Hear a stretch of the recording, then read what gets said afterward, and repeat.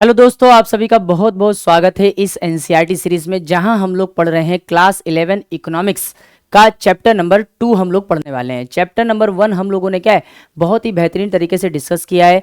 आज जो हम लोग पढ़ने वाले हैं वो चैप्टर नंबर 2 पढ़ने वाले हैं। क्लास 11 की इकोनॉमिक्स की एनसीईआरटी की जो सीरीज है वो चल रही है हम लोगों ने। ठीक है, हम लोग आज जो बात करने वाले हैं वो चैप्टर नंबर 2 के बारे में बात करने वाले हैं। ठीक है, बुक का नाम आप लोगों को पता होना चाहिए, भारतीय अर्थव्यवस्था का विकास, जिसको हम लोग क्या बोलते हैं, इंडियन इकोनॉमिक डेवलपमेंट बोलते हैं। चैप्टर नंबर 2 आज हम लोग पढ़ने वाले हैं। चैप्टर नंबर जो 2 है वो आपको बताने वाला है भारतीय अर्थव्यवस्था के बारे में। भारतीय अर्थव्यवस्था के बारे में अगर हम बात करें तो 1950 से लेकर 1990 तक भारत की अर्थव्यवस्था कैसी रही उसके बारे में हम लोग डिस्कस करेंगे। चैप्टर नंबर 1 में हम लोगों ने डिस्कस किया था कि स्वतंत्रता से पूर्व भारत की जो अर्थव्यवस्था थी उसकी क्या स्थिति थी, ये हम लोगों ने बहुत अच्छे तरीके से डिस्कस किया था।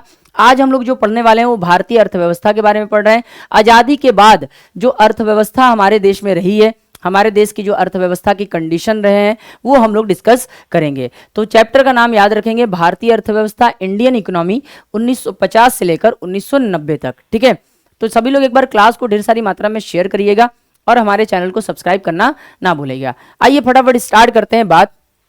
तो अगर हम बात करें तो शुरुआत से क्या है समझने का प्रयास करते हैं हम लोग।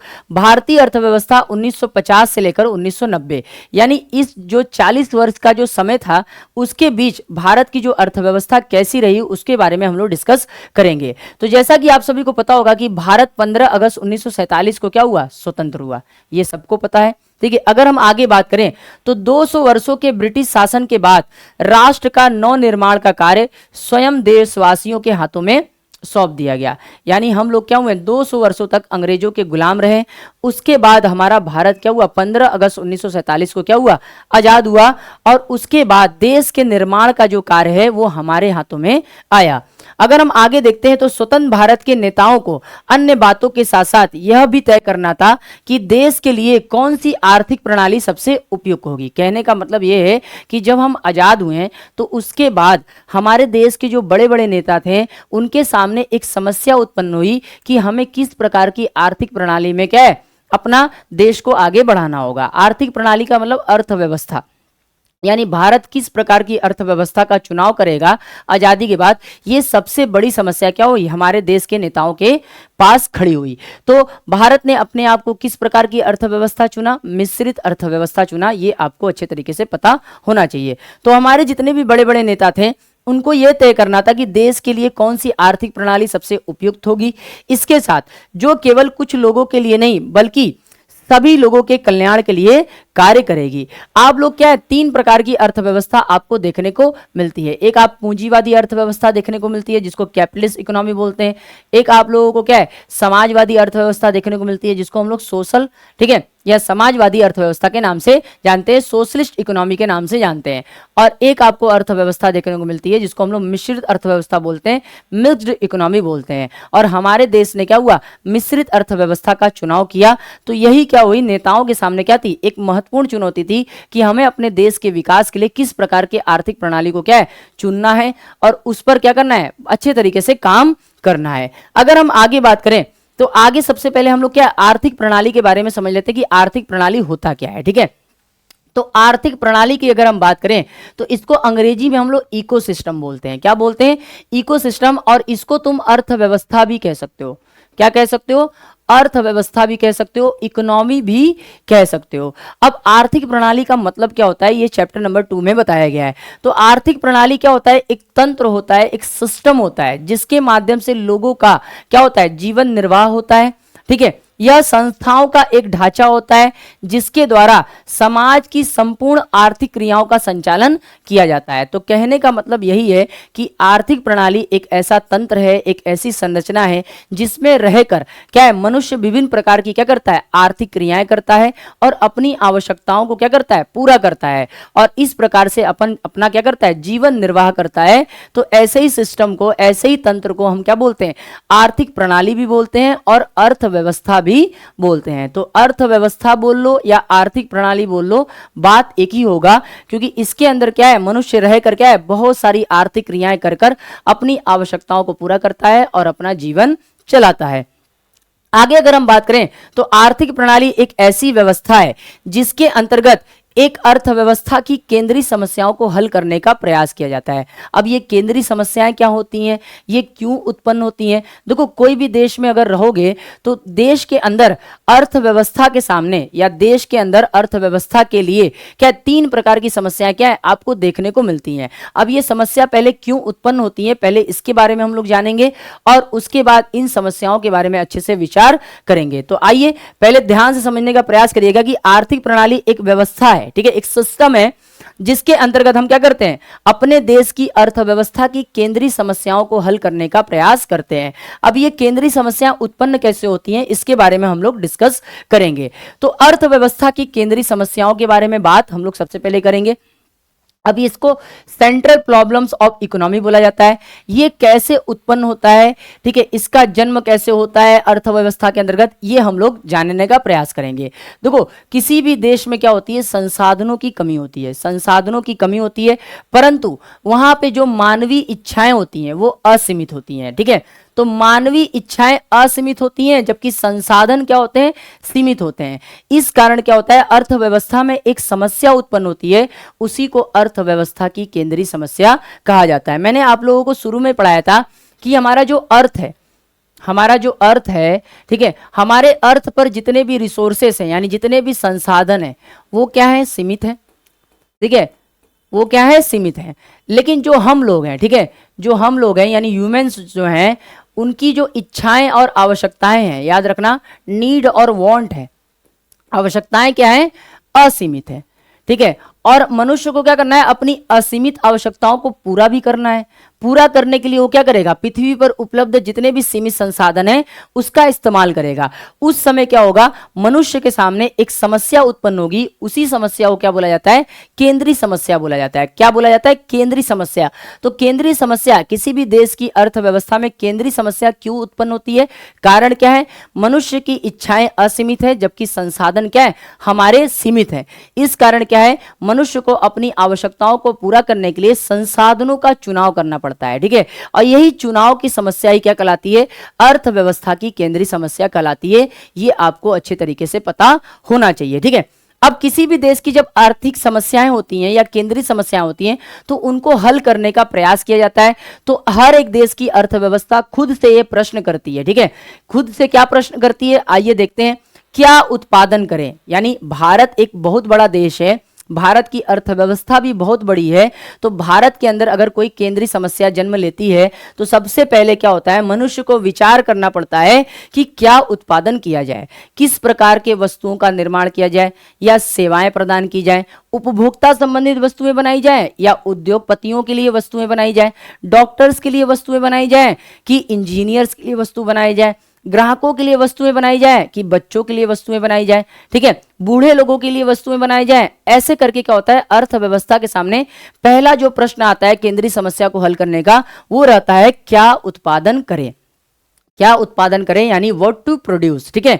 किसी भी देश की अर्थव्यवस्था में ये 3 प्रकार के क्या है, प्रश्न पूछे जाते हैं केंद्रीय समस्याओं को हल करने के लिए, ठीक है। तो पहला मैंने बताया कि क्या उत्पादन करें, उपभोक्ता संबंधित वस्तुएं बनाएं कि उद्योगपतियों के लिए वस्तुएं बनाएं, तो ये पहला हो गया।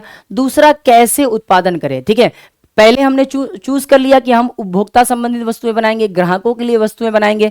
दूसरा, कैसे बनाएंगे, ये इंपॉर्टेंट होता है, कैसे बनाएंगे। तो कैसे बनाने के अंतर्गत, ठीक है, हम लोग 2 अप्रोच पर काम करते हैं, ठीक है, 2 दृष्टिकोण पर काम करते हैं, याद रखना, 2 दृष्टिकोण पर क्या करते हैं, काम करते हैं, ये आप याद रखेंगे। एक आपका आता है, ठीक है, हाथ द्वारा वस्तुएं बनाई जाए यानी लेबर इंटेंसिव मेथड का इस्तेमाल किया जाए कि मशीनों द्वारा वस्तुएं बनाई जाए, ठीक है, जिसको बोलते हैं कैपिटल इंटेंसिव मेथड बोलते हैं, ठीक है। तो दूसरी समस्या ये उत्पन्न होती है कि कैसे उत्पादन करें, ठीक है, श्रमिकों द्वारा उत्पादन किया जाए कि मशीनों द्वारा उत्पादन किया जाए। जैसे अमेरिका में आप जाओगे तो वहां पर उत्पादन का ज्यादा से ज्यादा जो कार्य होता है वो मशीनों के द्वारा होता है। लेकिन अगर हम भारत में आएंगे तो भारत में श्रमिक ज्यादा हैं, भारत के अंदर क्या होता है, अधिकतर जो उत्पादन का कार्य होता है वो श्रमिकों द्वारा किया जाता है। तो दूसरी अर्थव्यवस्था के अंतर्गत क्या आती है, समस्या का जो प्रश्न आता है वो क्या होता है, कैसे उत्पादन किया जाए, ठीक है। तो पहला जब क्या होता है, पहला समस्या हल हो जाता है, दूसरा समस्या हल हो जाता है, तो तीसरा, किसके लिए उत्पादन किया जाए, या हम इसी को बोलते हैं, ठीक है, उत्पादन या उत्पाद का उत्पाद का वितरण कैसे किया जाए, ठीक है, वितरण कैसे किया जाए, इसी तीसरे प्रश्न को क्या बोलते हैं, उत्पाद का वितरण कैसे किया जाए, यानी जो हमने बनाया है उसको उपभोक्ताओं तक कैसे पहुंचाएं, ये तीसरी क्या होती है, तीसरी समस्या होती है या तीसरा प्रश्न होता है अर्थव्यवस्था के अंतर्गत। इन्हीं तीनों प्रश्नों को लेकर क्या होता है, अर्थव्यवस्था की हर एक केंद्रीय समस्या को क्या किया जाता है, हल करने का प्रयास किया जाता है। तो फिर से समझ लीजिए, अर्थव्यवस्था की केंद्रीय समस्याएं क्यों उत्पन्न होती है, क्योंकि हमारे देश में संसाधन कम है जबकि मनुष्य की इच्छाएं क्या है, असीमित है। इसी कारण क्या है, हमारे देश के अंदर केंद्रीय समस्याएं क्या होती हैं, उत्पन्न होती है। इन्हीं केंद्रीय समस्याओं को हल करने के लिए हम अपने आप से क्या करते हैं, 3 प्रकार का प्रश्न पूछते हैं। क्या उत्पादन किया जाए, किस प्रकार के वस्तुओं और सेवाओं का निर्माण किया जाए, फिर कैसे उत्पादन किया जाए, उन वस्तुओं और सेवाओं को कैसे बनाया जाए, ठीक है, लेबर इंटेंसिव मेथड क्या है का अप्रोच रखें कि कैपिटल इंटेंसिव मेथड का अप्रोच रखें, यानी हाथों द्वारा वस्तुएं बनाई जाए कि मशीनों द्वारा। फिर उसके बाद किसके लिए उत्पादन किया जाए, यानी उत्पाद का वितरण कैसे किया जाए, उपभोक्ता तक कैसे वस्तुएं और सेवाओं को पहुंचाया जाए। ये सारे प्रश्न क्या होते हैं, अर्थव्यवस्था की केंद्रीय समस्याओं को हल करते समय क्या होता है, हम खुद से पूछते हैं। आगे अगर हम बात करें तो अन्य केंद्रीय कुछ समस्याएं भी हैं, इसको भी आप जान लीजिए।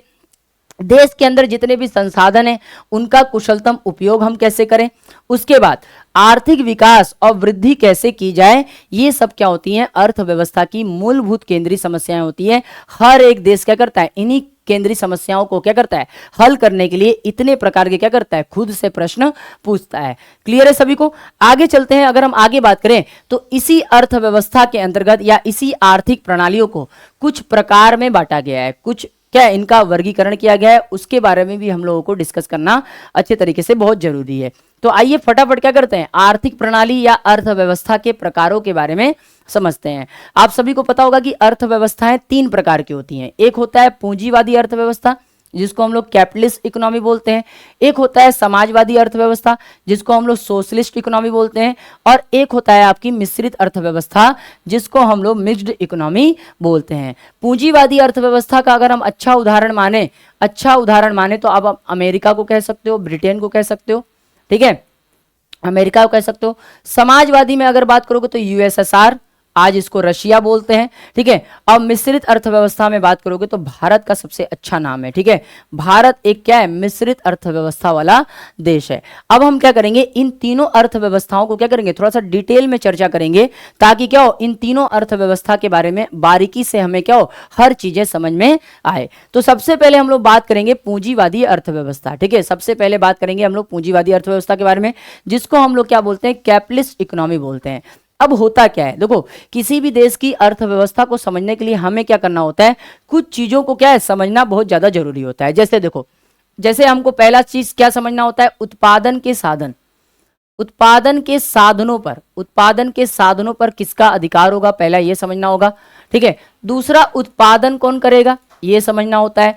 तीसरा, ठीक है, उस देश की अर्थव्यवस्था में जितने भी आर्थिक निर्णय हैं, आर्थिक निर्णय वो कौन लेगा, ये हमको समझना होता है।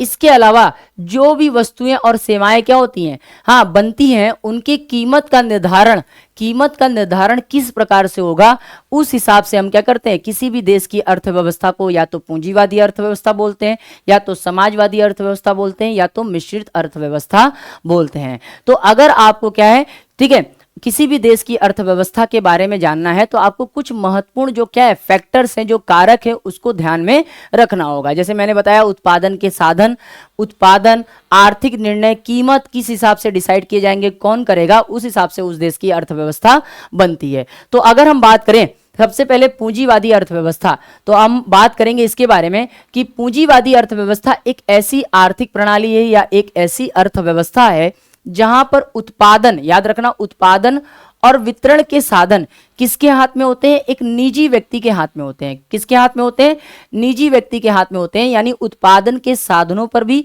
और उत्पादन पर भी किसका अधिकार होता है, एक निजी व्यक्ति का अधिकार होता है।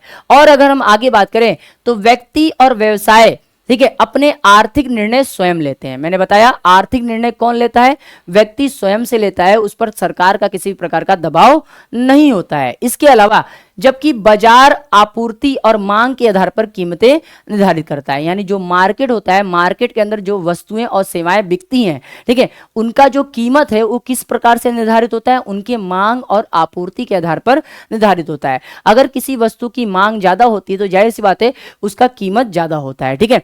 तो बाजार के अंदर वस्तुओं और सेवाओं का कीमत जो है किस आधार पर डिसाइड किया जाता है, उसके मांग और पूर्ति के आधार पर डिसाइड किया जाता है। तो अगर हम सीधे सीधे लैंग्वेज में बोलें तो पूंजीवादी अर्थव्यवस्था एक ऐसी अर्थव्यवस्था है जहां पर उत्पादन के साधनों पर निजी व्यक्ति का अधिकार होता है।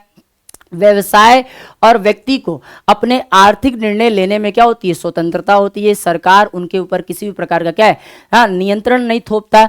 इसके अलावा बाजार के अंदर जितनी भी वस्तुएं और सेवाएं बिकती हैं उनके कीमत का निर्धारण बाजार के मांग और आपूर्ति के शक्तियों के द्वारा होता है, ठीक है। पूंजीवादी अर्थव्यवस्था के अंदर क्या होता है, निजी क्षेत्र क्या होता है, खुलकर काम करता है। उसको पूरी तरीके से क्या होता है, उत्पादन करने की आजादी होती है, क्योंकि सरकार का यहां पर क्या होता है, दबाव आपको कम देखने को मिलता है। सरकारी नियम और कानून के अंदर क्या है, जितने भी उद्योग धंधे व्यवसाय होते हैं वो कम आते हैं, ठीक है।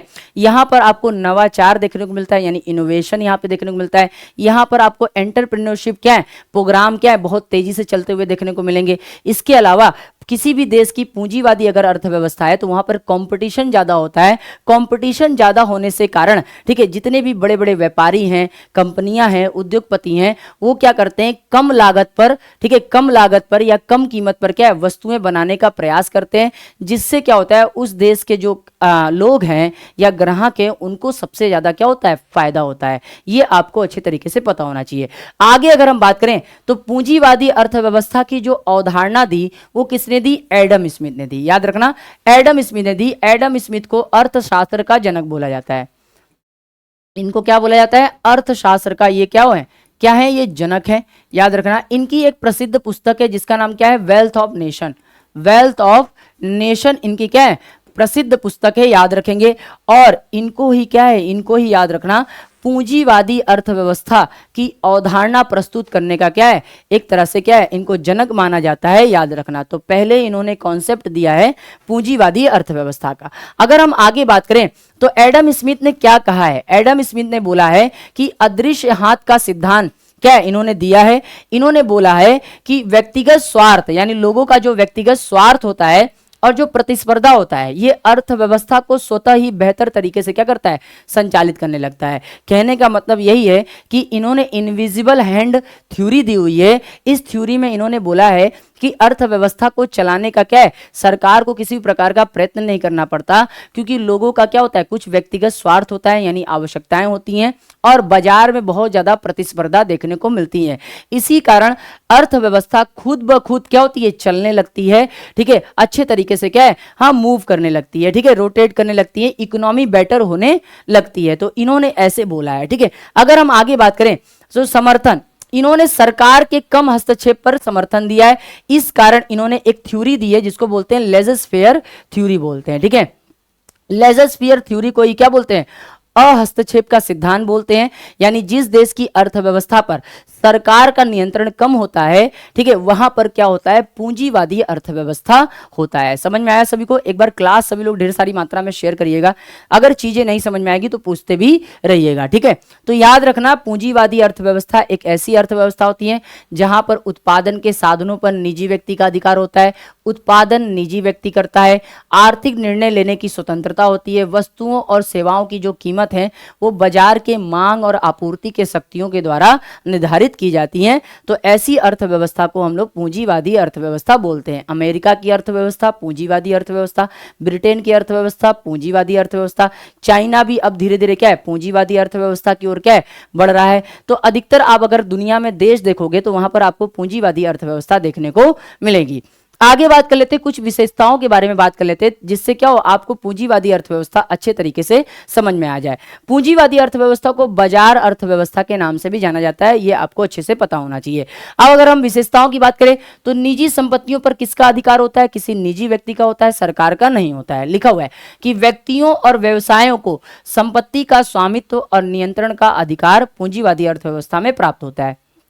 मुक्त बाजार होता है, मार्केट बिल्कुल फ्री होता है, क्योंकि मार्केट के अंदर जितनी भी वस्तुएं और सेवाएं क्या है बिकती या खरीदी जाती है ना, उनका जो कीमत है तो बाजार के मांग और आपूर्ति द्वारा निर्धारित होता है। मैंने आपको ये शुरू में ही बताया। इसके बाद इस अर्थव्यवस्था के अंदर जितनी भी फर्में होती हैं, कंपनियां होती हैं, व्यवसाय होते हैं, उनका किसी भी वस्तु या सेवा का उत्पादन करने का जो मुख्य उद्देश्य होता है लाभ कमाना होता है। क्या होता है? लाभ कमाना होता है। तो व्यवसायों को लाभ कमाने की इच्छा से क्या होती है, इस अर्थव्यवस्था में क्या होती है, प्रेरणा मिलती है। यह आपको पता होना चाहिए। हाँ, पूंजीवादी अर्थव्यवस्था में क्या होती है, प्रतियोगिता काफी ज्यादा पाई जाती है। कारण क्या है, यहाँ पर निजी जो क्षेत्र होता है उसको पूरी तरीके से क्या है, स्वतंत्रता होती है वस्तुओं और सेवाओं का उत्पादन करने का। ठीक है, जिस कारण क्या होता है, यहाँ पे प्रतिस्पर्धा पाई जाती है। ठीक है, हर एक फर्म, कंपनी, व्यापारी अपने वस्तु को कम से कम लागत में क्या करता है, बनाने का प्रयास करता है, ताकि वो मार्केट में क्या हो, टिका रहे। ठीक है, तो हर एक फर्म, हर एक व्यापारी, हर एक व्यक्ति क्या करता है, ऐसा ही काम करता है, जिसके कारण इस अर्थव्यवस्था में कंपटीशन देखने को मिलता है। और जहां पर कंपटीशन मार्केट में अगर देखने को मिलेगा, तो वहां पर सबसे ज्यादा जो फायदा होगा वहां के रहने वाले लोगों को होगा, यानी ग्राहकों को होगा। समझ में आया? तो ये चीज यहां पे लिखा हुआ है कि व्यवसायों के बीच क्या होती है, प्रतिस्पर्धा होती है, जिसके कारण नवाचार को बढ़ावा मिलता है, इनोवेशन को बढ़ावा मिलता है, नए नए प्रोडक्ट क्या है मार्केट में आते रहते हैं। उसके बाद दक्षता बढ़ती है। हर एक व्यवसाय की, हर एक कंपनी की क्या होती है, जो स्किल होती है वो बूस्ट होती है। हर एक व्यापारी, हर एक कंपनी क्या है, नए नए प्रकार के क्या है प्रोडक्ट बाजार में लाता रहता है। इससे क्या है, ग्राहकों का जीवन स्तर क्या है, बहुत ज्यादा बेहतर होता है। ये आपको पता होना चाहिए। इसके बाद सीमित सरकारी हस्तक्षेप। पूंजीवादी अर्थव्यवस्था में आपको क्या है, बिल्कुल नामात्र क्या है, सरकारी हस्तक्षेप आपको देखने को मिलता है। लिखा हुआ है कि सरकार की भूमिका बाजार को विनियमित करने और निजी संपत्ति के अधिकारों की रक्षा तक ही सीमित होती है। बाकी वस्तुओं और सेवाओं की कीमत निर्धारण का जो काम है, उसमें सरकार का किसी भी प्रकार का हस्तक्षेप नहीं होता है। फिर उपभोक्ताओं की संप्रभुता, ये तो होगी, जहां पर कंपटीशन ज्यादा पाया जाएगा तो जाहिर सी बात है वहां पर उपभोक्ताओं को काफी ज्यादा फायदा होगा। ये आपको अच्छे तरीके से पता होना चाहिए। तो वही लिखा हुआ है कि उपभोक्ताओं के पास अपने खरीदारी संबंधी निर्णयों के माध्यम से बाजार को प्रभावित करने की शक्ति भी होती है। ठीक है, उपभोक्ता खुश होते हैं। जिस देश में पूंजीवादी अर्थव्यवस्था होती है वहां पर उपभोक्ताओं को काफी लाभ होता है। ठीक है, ये आपको पता होना चाहिए। श्रम विभाजन की अगर हम बात करें तो कार्य कुशलता और उत्पादकता बढ़ाने के लिए कर्मचारी क्या करते हैं, विशिष्ट कार्यों में विशेषज्ञों की भी सहायता लेते हैं। बेटर से बेटर वस्तुएं बनाने के लिए क्या है, जितने भी उत्पादक हैं, व्यापारी हैं, वो क्या करते हैं, जो स्पेशलिस्ट है उसकी भी सहायता ये क्या करते हैं, लेते हैं, ताकि वो अपने क्या है जो वस्तु और सेवा बना रहे हैं उसमें क्या हो, वो नवाचार ला सकें, उसमें क्या है नए नए क्वालिटीज यानी गुणवत्ता को ऐड कर सकें। ठीक है, तो ये सारी चीजें आपको देखने को मिलती है। ठीक है, तो पूंजीवादी अर्थव्यवस्था में समझ में आया सभी को? बताएंगे सभी लोग। आगे चलें, आगे चले, ऑल द बेस्ट। ठीक है, आगे चलते हैं। आगे अगर हम बात करें तो पूंजीवादी अर्थव्यवस्था के गुण भी देख लेते हैं। इस सिलेबस में या इस चैप्टर में आपको क्या है, ये गुण भी देखने को मिलता है, तो गुण भी मैं पढ़ा देता हूं। अब इसके गुण क्या है, ध्यान रखना।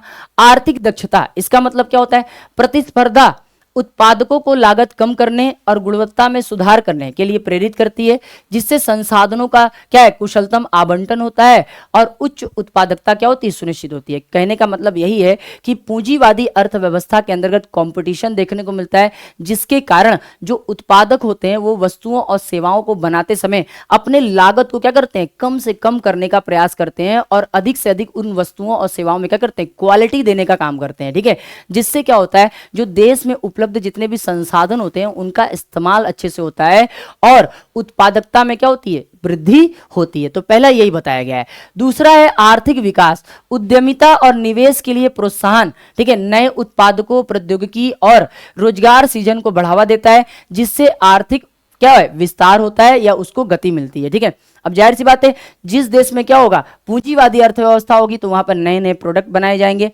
टेक्नोलॉजी क्या होगा, काफी इंप्रूव करेगा। इसके साथ साथ वहां पर इंप्लॉयमेंट भी क्या होगा, बहुत तेजी से जनरेट होगा। इसका सीधा सीधा फायदा क्या होगा, उस देश को होगा, उस देश का आर्थिक विकास बहुत तेजी से होगा, ये बताया जा रहा है। इसके बाद अगर हम आगे बात करें तो व्यक्तिगत स्वतंत्रता, पूंजीवाद में मैंने बताया निजी संपत्तियों के अधिकारों का समर्थन करता है और व्यक्तियों और व्यवसायों को न्यूनतम सरकारी हस्तक्षेप के साथ अपने आर्थिक हितों को आगे बढ़ाने की क्या करता है, अनुमति देता है। व्यक्ति स्वतंत्र होता है, सरकार का उस पर क्या है, किसी भी प्रकार का नियंत्रण नहीं होता, जिसके कारण व्यक्ति क्या है, किसी भी वस्तु या सेवा का उत्पादन करने का क्या है, निर्णय स्वयं ले सकता है। फिर उसके बाद उपभोक्ताओं के बाद बहुत सारे ऑप्शंस होते हैं, कंपटीशन मार्केट में ज्यादा होता है, एक ही वस्तु को कई कई सारे क्या है व्यापारी बनाने वाले क्या है मार्केट में क्या है मौजूद होते हैं, जिसके कारण उपभोक्ताओं के पास क्या है अपनी आवश्यकताओं को पूरा करने के लिए अलग अलग प्रकार की क्या है वस्तुएं देखने को मिलती हैं। तो वही लिखा हुआ है कि विविध आवश्यकताओं को पूरा करने और जीवन स्तर को बेहतर बनाने के लिए उपभोक्ताओं के पास कई प्रकार की वस्तुएं और सेवाएं क्या होती हैं उपलब्ध होती हैं। ये आपको अच्छे तरीके से पता होना चाहिए। समझ में आया यहां तक? एक बार बताएंगे सभी लोग, समझ में आया? ठीक है, आगे बहुत ही जल्द क्या है 12th का भी स्टार्ट करेंगे। ठीक है, जैसे ही 11 हम लोग खत्म करेंगे फिर हम लोग 12th भी स्टार्ट करेंगे। ठीक है, इसके बाद अगर हम आगे बात करें तो नवाचार और प्रगति। ठीक है, ये तो आपको देखने को मिलेगा किसी भी पूंजीवादी अर्थव्यवस्था में। आप टेक्नोलॉजी को इंप्रूव करते हुए देखने को मिलेगा, वहां पर नए नए आप इनोवेशन को देखने को मिलेगा, ये तो आप पक्का मिलेगा आपको। तो लिखा हुआ है कि उद्यमियों को नए उत्पादकों और प्रौद्योगिकी को विकसित करने के लिए क्या होता है पुरस्कृत किया जाता है इस अर्थव्यवस्था में, जिससे उद्योगों में निरंतर सुधार को बढ़ावा मिलता है। फिर उसके बाद लिखा है अंतर्राष्ट्रीय व्यापार और निवेश के प्रति खुलापन बाजारों का विस्तार करता है और व्यवसायियों और उपभोक्ताओं के लिए वैश्विक आर्थिक अवसर भी पैदा करता है। देखोगे जितने भी क्या पूंजीवादी अर्थव्यवस्था वाले देश हैं वो काफी ज्यादा विकसित है और उनका जो व्यापार क्या है उनके देश तक नहीं सीमित है, बल्कि क्या है अनेक देशों में उनका क्या है व्यापार आपको देखने को मिलता है। समझ में आया सभी को? बिल्कुल, यहाँ पे फ्री में ही नोट्स मिलेगा, टेलीग्राम चैनल पे आपको भेज दिया जाएगा, डोंट वरी। तो समझ में आया? तो ये पूंजीवादी अर्थव्यवस्था के गुण हैं। आगे चलते हैं, इसके बाद पूंजीवादी अर्थव्यवस्था की कुछ कमियां भी है। गुण तो हम लोगों ने समझ लिया, अब कमियां भी हमको समझना है। एक बार सभी लोग क्लास को शेयर करिएगा। कमियों में अगर हम बात करें तो आर्थिक असमानता यहां देखने को मिलती है। ठीक है, जिनके पास संसाधन अधिक होते हैं वो अमीर होते चले जाते हैं और जिनके पास संसाधनों की कमी होती है वो गरीब होते हुए चले जाते हैं। तो अमीर और गरीब की खाई को क्या है बढ़ाने का काम क्या करता है पूंजीवादी अर्थव्यवस्था करता है। तो वही लिखा हुआ है कि धन और संसाधनों का कुछ ही लोगों के हाथों में केंद्रीकृत हो जाने से सामाजिक और राजनीतिक तनाव पैदा होता है और समान अवसरों में क्या होती है बाधा उत्पन्न होती है। यानी अमीर और गरीब के बीच खाई क्या होती है उत्पन्न होती है। कारण ये है जिनके पास संसाधन ज्यादा होते हैं, मैंने बताया अमीर होते चले जाते हैं, और जिनके पास क्या है संसाधन कम होते हैं वो गरीब रहते हैं। ये चीज फिर उसके बाद लिखा है बाजार की विफलताएं। हाँ, पूंजीवादी अर्थव्यवस्था में प्रतिस्पर्धा तो ज्यादा होती है लेकिन यहाँ पर क्या है मार्केट फेलियर भी ज्यादा देखने को मिलता है। ये आपको अच्छे तरीके से पता होना चाहिए। ठीक है, बिल्कुल मिल सकता है। ठीक है, तो ये चीजें आपको याद होना चाहिए। तो लिखा हुआ है कि मुक्त बाजार संसाधनों का कुशलतापूर्वक और निष्पक्ष रूप से आवंटन करने में विफल हो सकता है, जैसा कि एकाधिकार और प्रदूषण जैसी बाहरताओं में देखा जाता है, जिसके लिए अक्सर सरकारी हस्तक्षेप की आवश्यकता होती है। अब जाहिर सी बात है जब अगर हम निजी क्षेत्र को ही खुला छोड़ेंगे तो वो संसाधनों का ज्यादा प्रयोग करेगा। अब जब संसाधनों का ज्यादा प्रयोग करेगा तो कभी कभी वो ऐसे वस्तुओं और सेवाओं का निर्माण करेगा जिसको क्या होगा मार्केट में उतना ज्यादा उसकी मांग नहीं होगी, उसकी पूर्ति नहीं होगी और मार्केट क्या होगा फेलियर आपको देखने को मिलेगा। आगे अगर हम बात करें तो पर्यावरण पर प्रभाव। ठीक है, निजी क्षेत्र को क्या है खुली आजादी मिलती है, वो तेजी से उत्पादन करता है बिना पर्यावरण को ध्यान में रखते हुए। तो सतत विकास की तुलना में विकास को प्राथमिकता देने से प्रदूषण, संसाधनों की कमी और दीर्घकालीन परिस्थिति के परिणाम क्या है घातक हो सकते हैं। ऐसी समस्या आपको देखने को मिलती है। व्यवसायिक चक्र की अगर हम बात करें तो पूंजीवादी अर्थव्यवस्था में उत्पादन, रोजगार और आय में उतार चढ़ाव लगातार होता रहता है, जिससे आर्थिक अस्थिरता आती है और सीमित सामाजिक सुरक्षा जाल, आत्मनिर्भरता पर जोर देने से आर्थिक कठिनाइयों का क्या होता है सामना करने वाले को अपर्याप्त सहायता मिल सकती है। तो इतना चीज आपको अच्छे तरीके से पता होना चाहिए। समझ में आया सभी को? बताएंगे सभी लोग? यहां तक चीजें आपको समझ में आई? बताएंगे सभी लोग? चलिए आगे बढ़ते हैं। तो ये रहा आपका क्या है पूंजीवादी अर्थव्यवस्था वाला कॉन्सेप्ट। जरा ध्यान से इसको एक बार फिर से देखिएगा इस लेक्चर को। अब बात करते हैं हम लोग समाजवादी अर्थव्यवस्था के बारे में। समाजवादी अर्थव्यवस्था यानी सोशलिस्ट इकोनॉमी के बारे में हम लोग डिस्कस करते हैं। ठीक है, एक बार सभी लोग क्लास को ढेर सारी मात्रा में शेयर करेंगे। ठीक है, तो अगर हम समाजवादी अर्थव्यवस्था की बात करें तो समाजवादी अर्थव्यवस्था एक ऐसी आर्थिक प्रणाली है जिसमें उत्पादन के साधनों पर, याद रखना उत्पादन के साधनों पर, ठीक है, सरकार या पूरे समुदाय का क्या होता है अधिकार होता है। जैसे पूंजीवादी अर्थव्यवस्था में उत्पादन के जो साधन होते हैं, ठीक है, वो उस पर किसका अधिकार होता है किसी निजी व्यक्ति का अधिकार होता है। जबकि समाजवादी अर्थव्यवस्था में उत्पादन के जो साधन होते हैं वो किसके पास होते हैं, या तो सरकार उसका मालिक होता है या तो समुदाय मालिक होता है। ये आपको याद होना चाहिए। इसके बाद इसका जो मुख्य उद्देश्य होता है, समाजवादी अर्थव्यवस्था का मुख्य उद्देश्य क्या होता है सामाजिक कल्याण करना, लाभ कमाना नहीं होता। ठीक है, लाभ कमाना किसका उद्देश्य होता है पूंजीवादी अर्थव्यवस्था का। ठीक है, पूंजीवादी अर्थव्यवस्था के अंतर्गत लाभ पर ज्यादा ध्यान दिया जाता है, जबकि समाजवादी अर्थव्यवस्था के अंतर्गत समाज कल्याण और आर्थिक समानता लाने को क्या है, प्रयास किया जाता है। ये चीजें आपको पता होना चाहिए। इसमें आर्थिक निर्णय केंद्रीय योजना बनाकर लिए जाते हैं, न कि बाजार की ताकतों पर लिए जाते हैं। ये चीजें आपको अच्छी तरीके से पता होना चाहिए। अगर हम सीधा बात बोलें तो समाजवादी अर्थव्यवस्था एक ऐसी अर्थव्यवस्था होती है जहां पर उत्पादन के साधनों पर, उत्पादन पर किसका अधिकार होता है, सरकार का अधिकार होता है। वस्तुओं और सेवाओं का जो मूल्य है वो सरकार डिसाइड करती है। जितने भी बड़े बड़े आर्थिक निर्णय लिए जाते हैं वो सरकार क्या करती है, केंद्रीय नियोजन के माध्यम से लेती है। ये आपको अच्छे तरीके से पता होना चाहिए। समझ में आया? अगर हम आगे बात करें, महत्वपूर्ण पॉइंट की बात करें, तो यहां पे याद रखना समाजवादी अर्थव्यवस्था की जो अवधारणा है, ठीक है, वो किसने दिया, तो याद रखेंगे कार्ल मार्क्स और फ्रेडरिक एंगल्स ने क्या है 19वीं शताब्दी के मध्य क्या हुआ, 1840 दशक में क्या हुआ, इस कॉन्सेप्ट को दिया।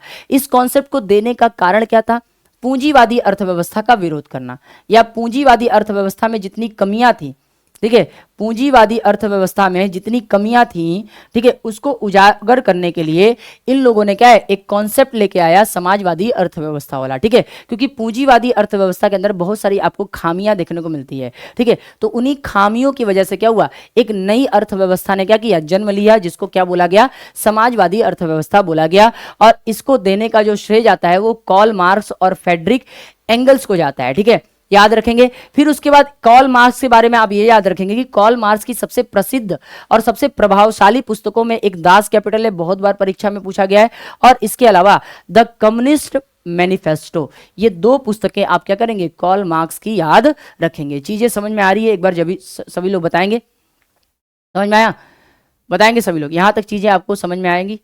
चलिए आगे चलते हैं। आगे याद रखना, अब समाजवादी जो शब्द है इसका प्रयोग किसने किया, तो हालांकि शब्द का प्रयोग सबसे पहले किसने किया, सेंट साइमन द्वारा किया गया था, लेकिन मार्क्स को आधुनिक समाजवाद अर्थव्यवस्था और वर्ग संघर्ष सिद्धांत का जनक माना जाता है, जिसमें उत्पादन के साधनों पर सामूहिक या राज्य का नियंत्रण होता है, ठीक है, तो जहां पर उत्पादन के साधनों पर सरकार का, राज्य का या किसी समुदाय का नियंत्रण हो, वहां पर आपको समाजवादी अर्थव्यवस्था देखने को मिलती है। आगे बात कर लेते हैं इसकी विशेषताओं के बारे में, ठीक है, इसकी विशेषताएं भी जानना जरूरी है, जिससे आपको क्या है, बारीकी से ये सारी चीजें क्लियर हो। पहला यहां पे लिखा हुआ है कि संसाधनों का सामूहिक स्वामित्व। देखिए हेडिंग से ही समझ में आ रहा है कि उत्पादन के साधनों पर किसका स्वामित्व होगा, सरकार का होगा या समुदाय का होगा। यही लिखा हुआ है कि समाजवाद की ऋण संसाधनों पर राज्य का स्वामित्व है। खानों, कारखानों जैसे वह उद्योग राज्य के स्वामित्व में चलते हैं, जिससे यह सुनिश्चित होता है कि उत्पादन से समाज को व्यापक रूप से लाभ मिले। यद्यपि छोटे पैमाने के जो खेत होते हैं, व्यापार होते हैं, वो क्या होते हैं, निजी स्वामित्व में होते हैं, लेकिन जितने भी बड़े प्रकार के क्या उत्पादन होते हैं, उद्योग होते हैं, उस पर क्या है, अधिकतर सरकार का अधिकार होता है।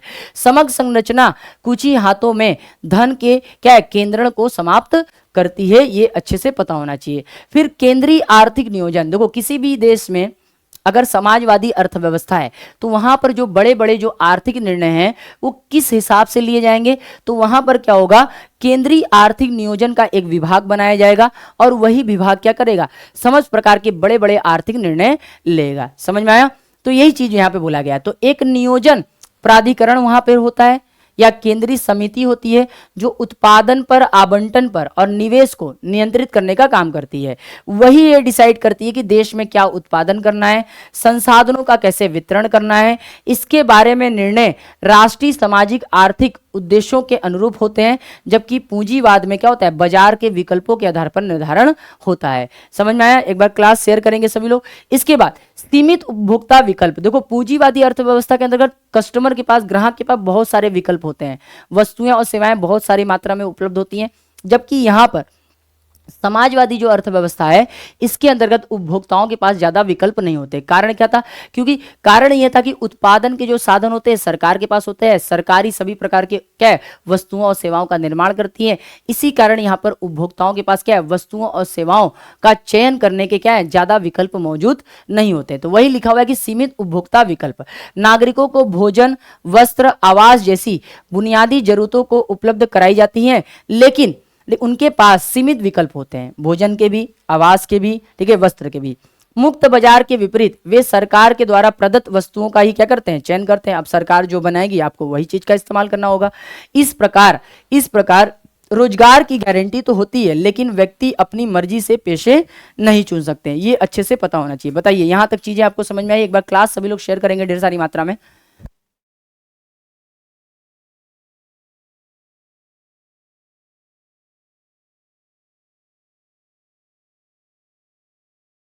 समझ में आया? तो ये इसकी विशेषताएं हैं। आगे बढ़ते हैं, आगे बात करते हैं। आय वितरण में समानता, आय वितरण में समानता, ये अच्छी विशेषता है समाजवाद का। समाजवाद का मुख्य उद्देश्य क्या होता है? धन के अंतर को कम करना, गरीबी और अमीरी के खाई को क्या करना, कम करना। इसके साथ साथ धन के अनियंत्रित संचय को रोककर यह व्यवस्था अमीर और गरीब के बीच की क्या करती है, खाई को पाटती है।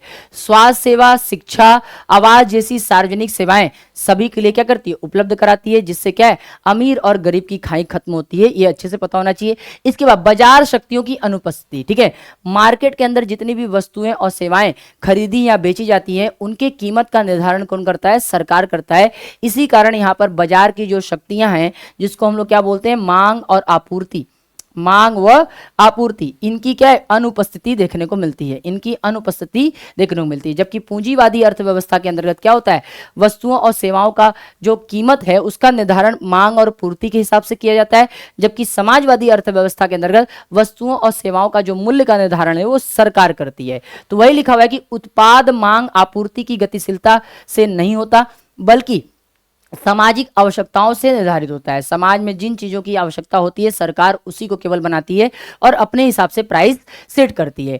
मूल्य निर्धारण योजना प्राधिकरण द्वारा प्रबंधित मूल्य निर्धारण के नाम प्रणाली के माध्यम से किया जाता है, जो उत्पादन को लाभ के उद्देश्य के बजाय कल्याणकारी लक्ष्यों के अनुरूप क्या होता है। तो कहने का मतलब यही है कि यहाँ पर अगर समाजवादी अर्थव्यवस्था की बात करोगे तो वहां पर जितनी भी वस्तुएं और सेवाएं बनाई जाती हैं वो सरकार द्वारा बनाई जाती है। सरकार ही उन वस्तुओं और सेवाओं का कीमत निर्धारित करता है, ठीक है, समझ में आया। लेकिन पूंजीवादी में जस्ट इसका उल्टा होता है, वहां पर वस्तुओं और सेवाओं का जो कीमत है वो बाजार के मांग और आपूर्ति की शक्तियों द्वारा क्या होता है, निर्धारित होता है। क्लियर है सभी को?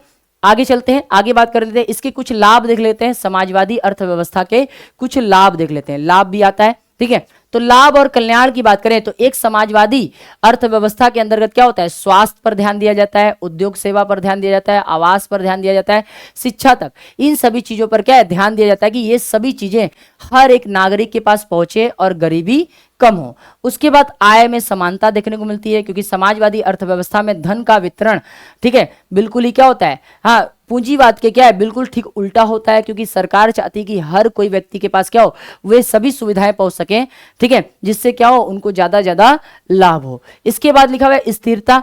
केंद्रीय आर्थिक प्रस्ताव रोजगार को कम करना और रोजगार सुरक्षा प्रदान करना क्या है, इसमें सहायक होता है।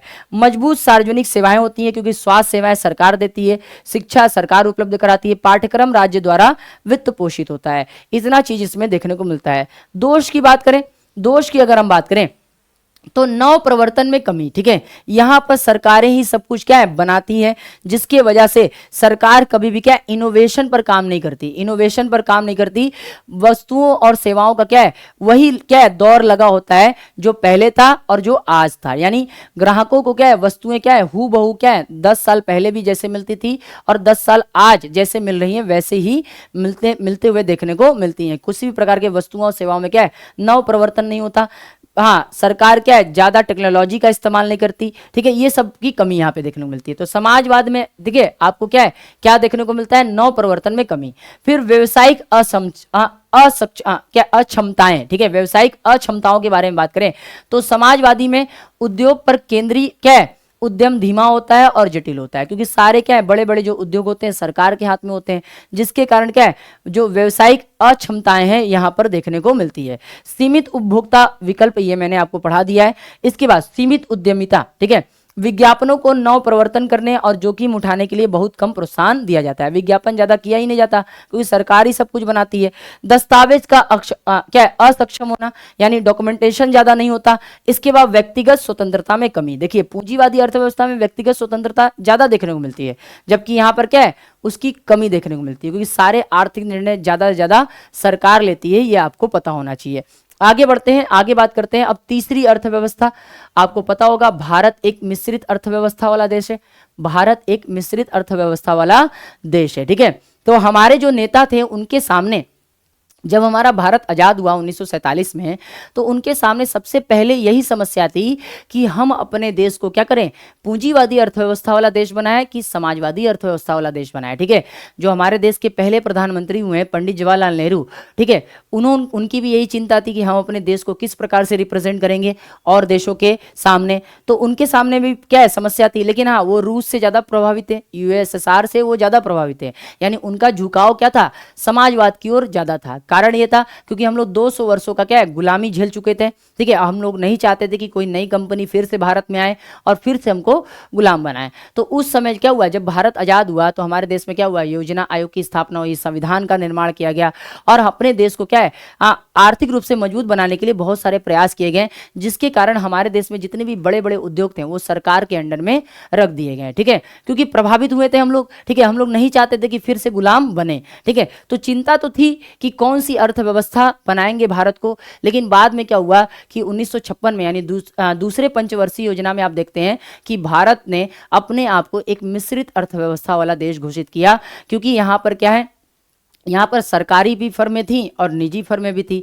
तो सरकार ये नहीं चाहती थी कि अगर हम सब अपने अधिकार में ले लेंगे तो जो क्या होंगे, हमारे जो लोग हैं उनके द्वारा जो शुरू किए गए क्या है, बड़े बड़े उद्योग हैं, व्यापार हैं, उनसे क्या होगा, उनको दिक्कत होगा। तो सरकार ने क्या किया, बीच का रास्ता चुना और इसी तरह क्या हुआ, भारत ने मिश्रित अर्थव्यवस्था को अपनाया। ये चीज़ें आपको पता होना चाहिए, ठीक है।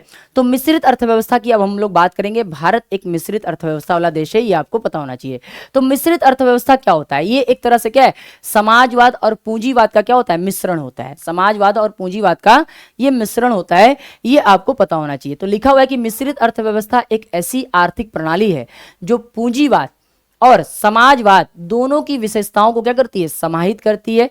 इस प्रणाली में आर्थिक निर्णय लेने की शक्ति सरकार और निजी क्षेत्र दोनों के बीच साझा होती है। कुछ क्या है, जो बड़े बड़े निर्णय है वो सरकार करती है और कुछ निर्णयों क्या है को सरकार क्या है, निजी क्षेत्र के पास छोड़ देती है। अब इस मिश्रित अर्थव्यवस्था की जो अवधारणा थी वो किसने थी, तो ब्रिटिश अर्थशास्त्री थे जिनका नाम क्या था, जॉन मेनार्ड कीन्स था, ठीक है। इन्होंने ही क्या हुआ, ये कॉन्सेप्ट लेकर आए, ठीक है, याद रखना। इन्होंने 1936 में एक पुस्तक लिखी, उसका पुस्तक का नाम याद रखना, पूछा जाता है, the general theory of employment, interest and money. और इसी में इन्होंने क्या किया, मिश्रित अर्थव्यवस्था का जिक्र किया, याद रखेंगे, मिश्रित अर्थव्यवस्था का जिक्र किया।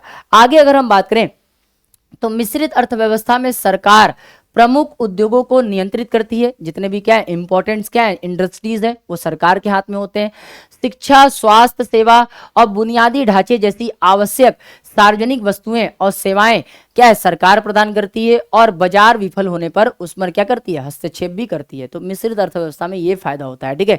सरकार क्या करती है, प्रमुख उद्योगों पर अपना नियंत्रण रखती है, और शिक्षा, स्वास्थ्य और क्या बुनियादी ढांचे जैसी सुविधाएं क्या करती है, सरकार लोगों को उपलब्ध कराती है। और इसके बाद जब जब मार्केट क्या होता है, फेल होता है, तो सरकार आगे आकर क्या करती है, मार्केट को बचाने का भी प्रयास करती है, या हम कह सकते हैं अर्थव्यवस्था को बचाने का प्रयास भी करती है। साथ ही व्यक्तियों और व्यवसाय को संपत्ति रखने, लाभ कमाने और बाजार में लेन देन करने का भी क्या करती है, सरकार अवसर प्रदान करती है। लिखा हुआ है ना, स्वतंत्र रूप से भाग लेने का अधिकार प्राप्त करती है। इसके बाद यह संतुलित मिश्रित अर्थव्यवस्था को बाजारों की दक्षता और नवाचार को सरकारी निगरानी के द्वारा प्रदान किए गए सामाजिक कल्याण और स्थिरता के साथ संयोजित करने के लिए अनुमति भी देती है। तो सरकार इतने प्रकार के क्या करती है, मिश्रित अर्थव्यवस्था के अंतर्गत काम करती है। आगे अगर हम बात करें इसकी विशेषताओं के बारे में, बात करें मिश्रित अर्थव्यवस्था की विशेषताओं के बारे में, तो इसके बारे में भी आपको अच्छे तरीके से पता होना चाहिए। तो मिश्रित अर्थव्यवस्था की बात करें तो पहला है सार्वजनिक और निजी क्षेत्र का सह अस्तित्व, यानी किसी भी देश में अगर मिश्रित अर्थव्यवस्था है तो वहां पर उत्पादन के साधन क्या होंगे, कुछ सरकार के पास होंगे, कुछ निजी व्यक्ति के पास होंगे।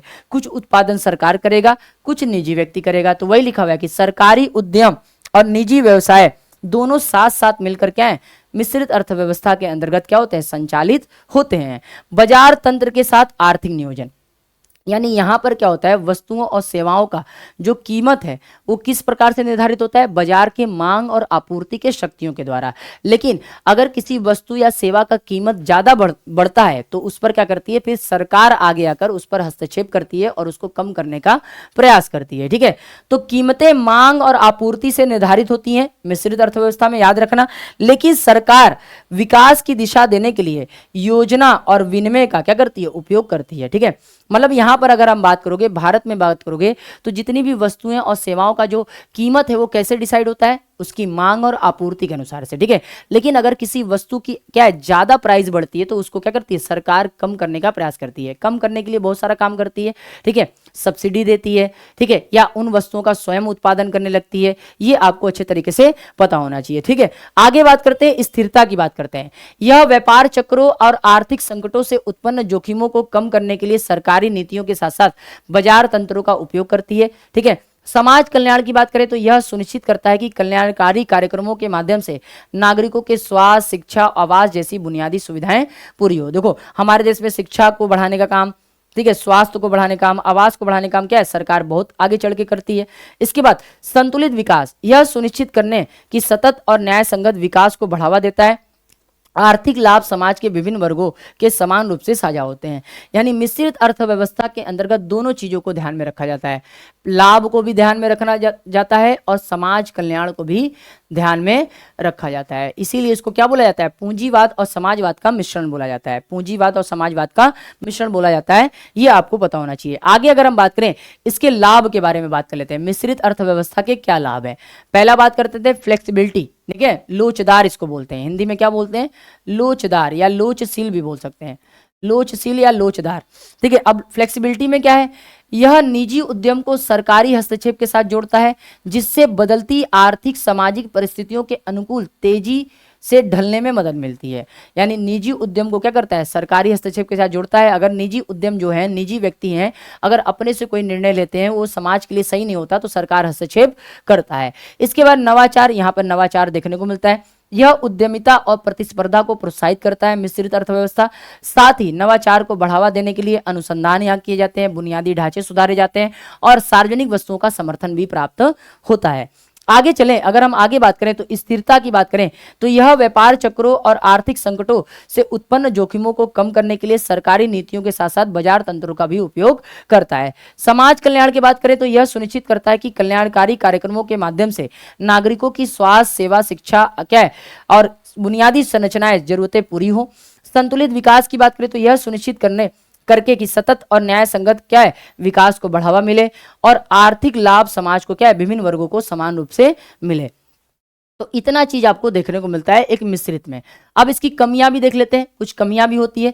निजी उद्यम और सरकारी हस्तक्षेप के बीच संतुलन बनाना बहुत कठिन होता है, क्योंकि हमारे देश में निजी कंपनियां भी है, सरकारी कंपनियां भी है, दोनों के बीच क्या हो, बैलेंस बैठाने में क्या है, काफी ज्यादा क्या है, श्रम लगता है, समय लगता है, ये आपको पता होना चाहिए।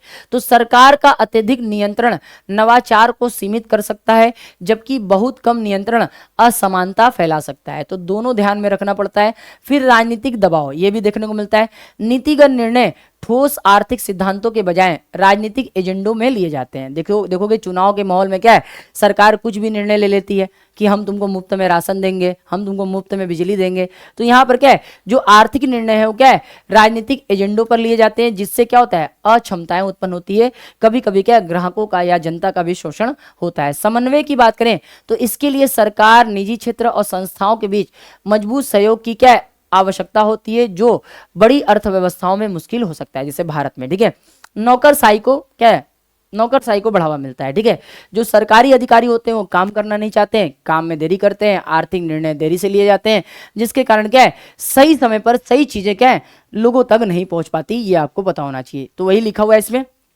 इसके बाद राजकोषीय स्थिरता, अगर हम बात करें तो यदि पर्याप्त राजस्व से क्या है, समर्थित न हो तो कल्याण और क्या है, बुनियादी ढांचे पर अधिक खर्च सार्वजनिक वित्त पर क्या है, दबाव डाल सकता है। ठीक है, तो इतनी चीजें हैं आपको मिश्रित अर्थव्यवस्था में देखने को मिलती है। समझ में आया?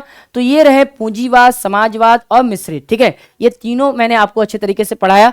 अब हम लोग चलते हैं इसके तीनों में अंतर जानेंगे तो तीनों का और अच्छे तरीके से क्लियर होगा। चलिए आइए देखते हैं।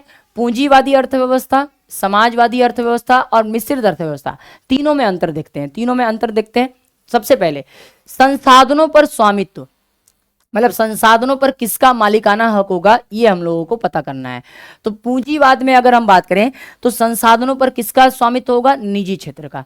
लिखा हुआ है ना, भूमि, उद्योगों और पूंजी का अधिकांश स्वामित्व किसके पास होता है, निजी क्षेत्र के पास। किसमें, पूंजीवादी अर्थव्यवस्था में। समाजवादी में बात करें तो ये किस पर अधिकार होता है, राज्य का यानी सरकार का या कोई समुदाय का। अगर मिश्रित में बात करें तो दोनों का, निजी और सार्वजनिक दोनों का स्वामित्व देखने को मिलता है। सरकार की अगर हम भूमिका की बात करें तो पूंजीवादी में बहुत कम होती है, न्यूनतम होती है। समाजवाद में सबसे अधिकतम होता है। याद रखना, उत्पादन और वितरण पर क्या है, संपूर्ण नियंत्रण क्या है, समाजवाद में सरकार का होता है। अगर मिश्रित में बात करोगे तो विनिमय, योजना और सार्वजनिक वस्तुओं के प्रावधान में सक्रिय भूमिका सरकार की होती है। बाकी सब पर क्या है, निजी क्षेत्र भी काम करता है। फिर उसके बाद तीसरा, निर्णय लेना, इंपॉर्टेंट है, डिसीजन लेना, आर्थिक निर्णय लेना, जिसको मैंने बताया था। ठीक है, तो बाजार की जितनी शक्तियां हैं, मांग और आपूर्ति, संसाधनों के आवंटन का निर्धारण करती हैं। यानी वस्तुओं और सेवाओं का मूल्य कैसे निर्धारित होता है पूंजीवाद में, बाजार के मांग और आपूर्ति के क्या है, शक्तियों के द्वारा। समाजवाद में बात करोगे तो सारा क्या है, कीमत का निर्धारण सरकार करती है, समुदाय करता है। और मिश्रित में दोनों करते हैं, बाजार की जो ताकतें हैं वो भी करती हैं और सरकारी योजनाएं भी करती हैं। इसके बाद आगे बढ़ते हैं, लाभ का मकसद। ठीक है, पूंजीवादी अर्थव्यवस्था में उत्पादन का या नवाचार का कार्य करने का जो मेन उद्देश्य होता है, लाभ कमाना होता है। समाजवाद में लाभ कमाना उद्देश्य नहीं होता बल्कि कल्याण करना, लोगों का कल्याण करना समाजवाद का उद्देश्य होता है। जबकि मिश्रित में बात करोगे तो मिश्रित अर्थव्यवस्था के अंतर्गत उत्पादन के जितने भी काम किए जाते हैं वो लाभ कमाने के साथ साथ समाज के कल्याण के बारे में भी सोचा जाता है। तो मिश्रित में दोनों आता है। इसके बाद आगे बढ़ते हैं, उपभोक्ता की पसंद। अब ये भी इंपॉर्टेंट है, उपभोक्ता की पसंद। प्रतिस्पर्धा के कारण वस्तुओं और सेवाओं की क्या होती है, व्यापक विविधता देखने को मिलती है, विकल्प देखने को मिलते हैं पूंजीवाद में, समाजवाद में नहीं मिलते। लिखा हुआ है, उपभोक्ता उत्पादन की योजना के अनुसार उपभोक्ताओं के पास क्या होते हैं, यहाँ पर सीमित विकल्प होते हैं। मिश्रित में देख लो, विकल्प सीमित भी है, विविधता भी है, दोनों देखने को मिलता है। ठीक है, कुछ विकल्प क्या होते हैं, सीमित होते हैं, कुछ क्या है, उपभोक्ताओं के पास ढेर सारे विकल्प होते हैं। इसके बाद समाज का कल्याण मैंने बताया। ठीक है, सीमित व्यक्तिगत सफलता पर ध्यान केंद्रित करता है, यानी यहाँ पे व्यक्तिगत सफलता को ज्यादा क्या है, महत्व दिया जाता है। यहाँ पर राज्य द्वारा कल्याण सुनिश्चित किया जाता है, यानी राज्य कैसे अपने लोगों का कल्याण करे ये देखा जाता है। मिश्रित में दोनों होता है, मैंने बताया। मिश्रित में लाभ को भी ध्यान में रखा जाता है और कल्याण को भी ध्यान में रखा जाता है। ठीक है, हमारे देश में देखो सरकारी हॉस्पिटल भी हैं, प्राइवेट हॉस्पिटल भी हैं, तो इसीलिए क्या है, भारत एक मिश्रित अर्थव्यवस्था वाला देश है। आगे बात करते हैं, आर्थिक असमानता कहाँ ज्यादा देखने को मिलती है, पूंजीवाद में। अमीर और गरीब का जो खाई है वो बड़ा होता चला जाता है पूंजीवाद में। जबकि यहाँ पर क्या है, आर्थिक असमानता, ठीक है, यहाँ देखने को मिलती है, यहाँ पे समानता। यहाँ पर क्या है, उत्पादन के जो साधन है उसको क्या करती है, सरकार एक समान वितरित करती है, जिसके कारण क्या है, समाजवाद में आपको अमीर और गरीब की खाई देखने को नहीं मिलती। अगर हम मिश्रित में बात करें तो असमानता को कम करने के उपायों के साथ साथ मध्यम रूप भी अपनाया जाता है। इतना चीज क्लियर हुआ है, बताएंगे सभी लोग। ठीक है, सभी लोग बताएंगे। तो ये रहा क्या, इस चैप्टर का नाम आप लोगों को पता होना चाहिए। ठीक है, चैप्टर का नाम क्या था, चैप्टर का नाम था, ठीक है, भारतीय अर्थव्यवस्था 50 से लेकर 90 तक। ठीक है, 50 से लेकर 90 तक। अब इसका जो पार्ट 2 है हम लोग कल पढ़ेंगे। ठीक है, पार्ट 2 कल पढ़ेंगे। इस लेक्चर को आप लोग एक बार फिर से जरूर देखिएगा ताकि चीजें आपको समझ में आए। ठीक है, कल से हम लोग जो पढ़ने वाले हैं, कल बहुत महत्वपूर्ण टॉपिक रहने वाला है इस चैप्टर का, याद रखना, भारत में आर्थिक नियोजन। भारत में आर्थिक नियोजन यानी भारत ने अपने देश की या भारत में, ठीक है, अर्थव्यवस्था को किस प्रकार से मजबूत बनाया गया, ये सारी चीजों के बारे में डिस्कस करेंगे। हम लोग पंचवर्षीय योजनाओं के बारे में बात करेंगे और भी अपने देश के औद्योगिक क्षेत्र के बारे में बात करेंगे। तो कल से हम लोग ये वाला टॉपिक पढ़ेंगे। आज मैंने क्या है, आप सभी को पूंजीवाद, समाजवाद और मिश्रित अर्थव्यवस्था के बारे में ठीक तरीके से बताया। ठीक है, तो आई होप आपको क्या है, आज का जो क्लास है वो समझ में आया होगा। अब हम लोग कल मिलेंगे। ठीक है, अभी के लिए जय हिंद, जय भारत। ठीक है, हमारे चैनल को क्या है, सब्सक्राइब करना ना भूलिएगा और क्लास को लाइक करना ना भूलिएगा। डेली आपके लिए क्या है, ये क्लास जो एनसीईआरटी का है वो आता रहता है। मैं यहाँ पर आपको क्या इकोनॉमिक्स पढ़ा रहा हूँ। क्लास 11 की इकोनॉमिक्स हम लोग पढ़ रहे हैं। क्लास 9 और 10 की इकोनॉमिक्स को हम लोगों ने बहुत अच्छे तरीके से क्या है, खत्म कर लिया है। ये आपको पता होना चाहिए। आप जाकर चैनल पर विजिट करके आप सारे पुराने लेक्चर्स या जो पहले जो लेक्चर्स मैंने लिए हैं उसको आप देख सकते हो। ठीक है, तो मिलते हैं कल। अभी के लिए जय हिंद, जय भारत।